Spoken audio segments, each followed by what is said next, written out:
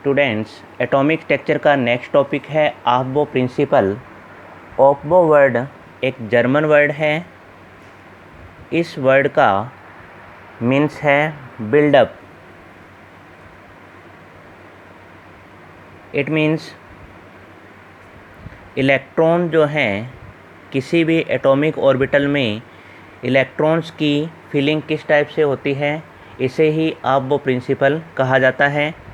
For example, electron में orbitals 1s, 2s, 2p, 3s जो orbital हैं, इनमें इलेक्ट्रॉन किस टाइप से फिल होते हैं, इसे ऑफबो प्रिंसिपल कहा जाता है। इसे कुछ रूल के अकॉर्डिंग समझा जा सकता है। फर्स्ट इसमें आता है Pauli exclusion rule. According to Pauli's, no two electrons in an atom have all the four quantum numbers same. It means किसी भी एक ऑर्बिटल में टोटल 2 इलेक्ट्रॉन्स होते हैं। इन दोनों इलेक्ट्रॉन्स का स्पिन डिफरेंट होता है, यानी अपोजिट साइड में होता है। इस कारण एक ही इलेक्ट्रॉन की 4 क्वांटम नंबर्स जो आपने पढ़े हैं, principal quantum number, azimuthal quantum number, magnetic and spin quantum number के जो हैं वैल्यू डिफरेंट होती है। फॉर एग्जांपल, अपने पास में है 2s1।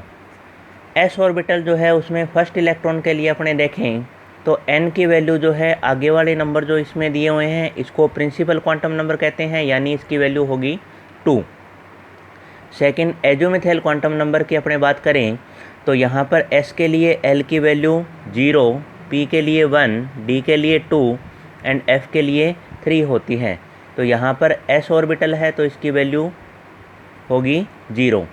m की अपने वैल्यू देखें तो ये 0 ये होती है -l टू 0 टू +l, यानी 0 0। इट मीन्स m की वैल्यू जो है वो कितनी होगी, 0।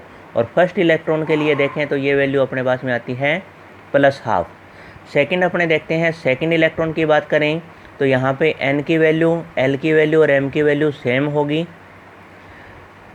जबकि s की वैल्यू जो है सेकंड इलेक्ट्रॉन के लिए होती है -½ तो पाउली के अकॉर्डिंग 4 क्वांटम नंबर्स कभी भी सेम नहीं हो सकते।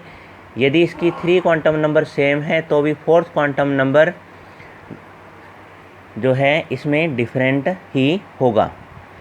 इसी टाइप से अदर ऑर्बिटल्स अपने बात करें, फॉर एग्जांपल अपने पास में है 3p1। फर्स्ट इलेक्ट्रॉन के लिए अपने देखें तो यहाँ पर n की वैल्यू 3, l की वैल्यू p के लिए कितनी होगी 1, m की वैल्यू -1 टू 0 टू +1 और s की वैल्यू फर्स्ट इलेक्ट्रॉन के लिए +½ होगी।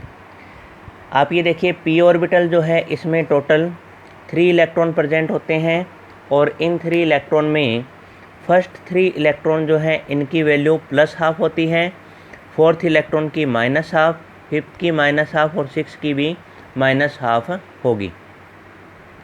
इसी टाइप से d ऑर्बिटल जो है उसमें टोटल 5 ऑर्बिटल्स प्रेजेंट होते हैं। इनमें फर्स्ट 5 और इलेक्ट्रॉन्स की वैल्यू +½ होगी, जबकि 6, 7, 8, 9 और 10 इलेक्ट्रॉन्स की वैल्यू -½ होती है। सेकंड अपने बात करते हैं Hund's rule of maximum multiplicity rule.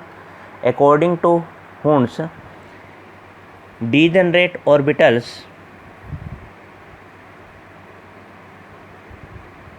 में इलेक्ट्रॉन्स की फिलिंग को बताता है। डीजेनरेट ऑर्बिटल्स उन्हें कहा जाता है जिनकी एनर्जी सेम होती है। फॉर एग्जांपल, p के ऑर्बिटल जो हैं px, py और pz के लिए अपने देखें तो यहाँ पर इलेक्ट्रॉन जो हैं पहले अनपेयर्ड कंडीशन में फिल होंगे, उसके बाद में इन इलेक्ट्रॉन्स की पेयरिंग स्टार्ट होती है। इसी टाइप से d ऑर्बिटल जिनकी एनर्जी सेम होगी उनमें इलेक्ट्रॉन जो हैं पहले अनपेयर्ड कंडीशन में फिल होते हैं, उसके बाद में ही इनकी पेयरिंग स्टार्ट होती है, क्योंकि अनपेयर्ड कंडीशन में इनमें स्टेबिलिटी बनी रहती है। यदि इलेक्ट्रॉन जो है सेकंड इलेक्ट्रॉन आता है तो इसमें रिपल्सन होता है, इस कारण ये पहले अनपेयर्ड कंडीशन में फिल होते हैं। फॉर एग्जांपल 1 2 3 4 5, उसके बाद में 6 7 8 9 और 10। इस प्रकार से इलेक्ट्रॉन की फिलिंग की जाती है। यहाँ पर डीजनरेट ऑर्बिटल जो हैं इन्हीं को लिया जाता है, यानी पी डी और एफ ऑर्बिटल जो हैं उनमें इलेक्ट्रॉन को फिल करने के लिए पहले अनपेयर्ड कंडीशन और फिर पेयर्ड कंडीशन में ही इलेक्ट्रॉन को फिल किया जा सकता है। इसी टाइप से एफ ऑर्बिटल की अपने बात करें तो यहाँ पर भी 1 2 3 4 5 6 और 7, इसके बाद में इलेक्ट्रॉन्स की पेयरिंग करनी है।